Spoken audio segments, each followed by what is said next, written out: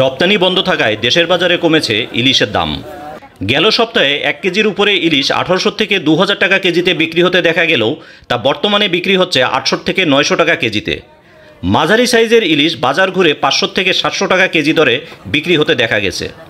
ওইটা কত? ওই পাশটা এটা 800 টাকা কেজি। 800?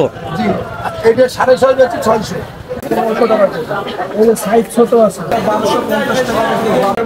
পাথরঘাটার মাছ। অনুকূল পরিবেশ হওয়ায় চাঁদপুর, বরিশাল, ভোলা, বরগুনা নদীর অববাহিকা সহ সমুদ্র হতে আসছে ট্রলার বোঝা ইলিশ। পর্যাপ্ত সরবরাহের সাথে রপ্তানির উপরে নিষেধাজ্ঞা থাকায় এর দাম কমেছে বললেন বিশেষজ্ঞরা। নাম যদি ইলিশ মন্ত্রণালয়ের মধ্যে আমি আপত্তি করতাম না। দেশের মানুষ যেন ইলিশ মাছটা পায়, দেশের মানুষকে না খাইয়ে বাইরে পাঠানো আমি কোনো মতে। ইলিশ কোনো রপ্তানিযোগ্য পণ্য না হলেও বিগত সরকারের আমলে প্রতি বছর প্রায় 2000 মেট্রিক টন ইলিশ ভারতে রপ্তানি করা হতো। কখনো বা ফ্রিতে, কখনো বা নামমাত্র মূল্যে পাঠানো হতো এই ইলিশ।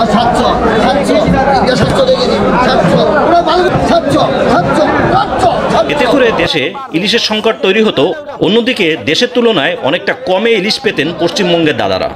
ভারতীয় গণমাধ্যম এবিপি আনন্দে জানানো হয়, বাংলাদেশের চলমান পরিস্থিতিতে রপ্তানি বন্ধ থাকায় ভারতে মাছ ব্যবসায়ীরা কয়েক কোটি টাকা ক্ষতির সম্মুখীন হয়েছে।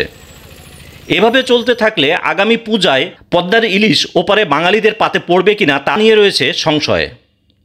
2012 সালে ভারতের অনুরোধে নিষেধাজ্ঞা তুলে দেওয়ায় প্রতি বছর বিপুল পরিমাণে ইলিশ পাঠানো হতো ওপার বাংলায়। এতে করে দেশে তৈরি হতো সংকট আর দাম দিনে দিনে বৃদ্ধি পেতে থাকে। তবে সম্প্রতি দেশে ছাত্র আন্দোলনের কারণে বেনাপোল সীমান্তে পণ্যবাহী ট্রাক চলাচলের উপরে নিষেধাজ্ঞা থাকায় ইলিশ রপ্তানি স্থবির হয়ে পড়ে।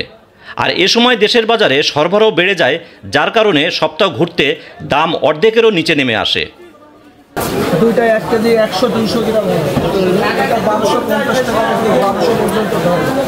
তবে বর্তমান পরিস্থিতি স্বাভাবিক হয় আবারও আমদানি রপ্তানি শুরু হওয়ায় কিছুটা চিন্তিত সাধারণ জনগণ। তবে নতুন সরকারের কাছে বাংলাদেশের সর্বস্তরের জনগণের দাবি ইলিশ রপ্তানি আইন সংশোধন করা, যাতে করে দেশের আপামর জনগণের পাতে উঠতে পারে জাতীয় মাছ রূপালী এই ইলিশ।